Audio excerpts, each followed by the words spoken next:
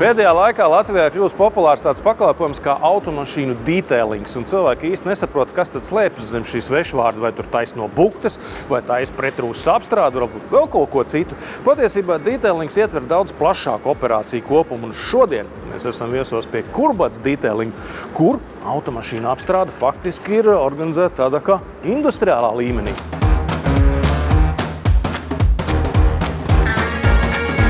Kā skaidrots Kurbada mājaslapā, detailings jeb detalizācija ir augstu tehnoloģiju un procedūru komplekss, kas ietver automašīnas detaļu dziļu attīrīšanu, pārbaudi, korekciju un aizsardzības pārklājumu gan auto interjeram, gan eksterjeram, proti ārpusē. Tāpēc Kurbats Detailing būtībā sastāv no divām daļām. Pirmais ir virsbūvju korekcijas cehs, kur speciālists ar īpašu tehnoloģiju izvāk buktes, kā arī notiek virsbūves polēšana un citi smalkie darbi. Savukārt blakus notiek automašīnu pretrūsas apstrāde, izmantojot īpašu tehnoloģiju un Merkaso materiālus. Tātad, pirms pretrūsas apstrādes automašīna tiek diezgan būtiski izjaukta. Mēs redzam, šis auto ir sagatavots pretrūsas apstrādē, ir noņemti riteņi, sliekšņi, visas aizsargpannas, kas atrodas apakšā, un kontakti, slēdži un visādas tādas vietas, kur nevajadzētu iekļūt pretrūsas materiālam, ir aptīts ar tādu tā kā izolējošu materiālu. Iespēja robežās tās arī tiek demontētas. Tas prasa laiku, tāpēc arī šis pretrūsas apstrādes process nebūs tāds stundas laikā. 2 līdz 3 dienas. Skatoties, tas, protams, arī katra mašīna atšķirās, neskaitot smilšu strūklu. Ja ir smilšu strūkla, tad, protams, tas viss var drusku ievilkties. Tas, ko es nezināju, un tehniski iemeslu dēļ arī nevar jums parādīt, ir process, kas notiek aiz tās melnās sienas, jo tur ir cehs, kurā ar smilšu strūklas palīdzību no netik jaunu automašīnu piekaras daļām tiek noņemta rūsa. Bet ko iesākt, ja klients aiz taupības nevēlas veikt aprūsējušo detaļu smilšošanu? Uz rūsējošām detaļām mēs materiālu neuzklājam, jo no tā nav nekādas jēgas. Rūsa, ko viņi darīs? Viņi turpinās izplatīties. Viņi ir no sākuma jādabū nost, un tikai tad mēs varam mašīnu apstrādāt. Kurbats Detailing pretrūsas apstrādē bieži nonāk pilnīgi jaunas automašīnas, kuru īpašnieki laikus vēlas tās pasargāt no apkārtējās vides iedarbības. Šis prieks nav lēts, sākot ar 800 eiro par vidēju izmēru vieglo automašīnu. Taču arī process ir diezgan komplicēts.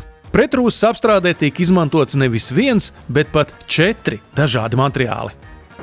Katram ir sava specifika. Tātad vienu materiālu mēs pūšam dobumos iekšā, vienu materiālu mēs pārveidojam tā kā rūsu pēc smilšu strūklas, tad ir šis te brūnais pamata materiāls un ir viens melnais grubuļu tipa materiāls, kuru mēs izmantojam uz pusrāmjiem un arkās. Piemēram, šis te preparāts ar numuru 9 ir pavisam specifisks, jo ar to apstrādā automašīnu balstiekārtas daļas pēc tīrīšanas ar smilšu strūklu, un tikai tad var ķerties pie vispārējā. Lai apstrāde būtu pēc iespējas efektīvāka, apakšā tiek demontētas detaļas, kas apgrūtina piekļuvi. Apakšā mēs noņemam visus plasmasas aizsargus, siltuma aizsargus, izpūtēju, principā visu, kas mums traucē, visu, ko mēs no mašīnas apakšas varam noņemt, mēs noņemam, lai maksimāli tiktu pašai virsbūvei klāt.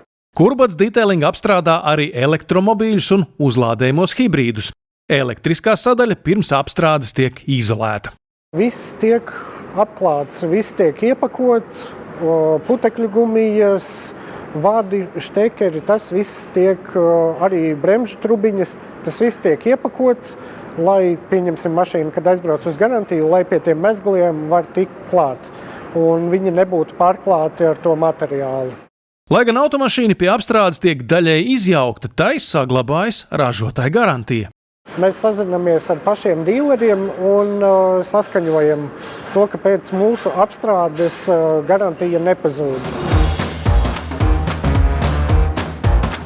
Kurbats Detailingam ir vēl viena priekšrocība, un tā ir saistīta ar izmēru, kuram, kā mēs zinām, vienmēr ir nozīme. Agrāk šeit atradās kravas automašīnu remonta iecirknis, to jau redz pēc tiem izmēriem. Un tas nozīmē, ka šeit var apstrādāt ne tikai vieglās mašīnas, tā kā šo Škodiņu, bet arī lielos busus un pikapus. Sanāk visu, ko mēs varam pacelt, to mēs arī varam apstrādāt. Kurbats Detailing pretrūsas apstrādē dod garantiju, taču iesaka regulāri ierasties uz profilaktisko apstrādi. Apskatot abus Kurbata Detailing cehus, var ļoti just, ka tur ir izmantota Kurbata transporta un loģistikas kompānijas pieredze. Ja mēs runājam par apjomu, mērogu un kvalitāti, vispār pieeja lietām.